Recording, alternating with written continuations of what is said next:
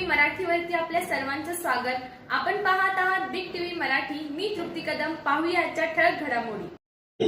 जर नवलापूरच्या जागेमध्ये एअरपोर्ट होणार नसेल तर आम्हाला कोणते बघा, जर आम्ही जागा उपलब्ध करून देऊ शकतो आम्हाला ते द्या।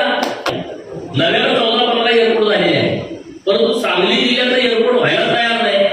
किंवा जागेचा वाद आहे, जागा एमआयडीसीची आहे, जागा कमी आहे, जागेच्या बाजूला कोणी घरं बांधले असा मी पेपरला वाचलो। मी त्या विषयात नाही आणि म्हणून आपली मागणी अशी आहे, जर नवलापूरच्या जागेमध्ये एअरपोर्ट होणार नसेल तर आम्हाला कोणते बघा, जर आम्ही जागा उपलब्ध करून देऊ शकतो आम्हाला ते द्या।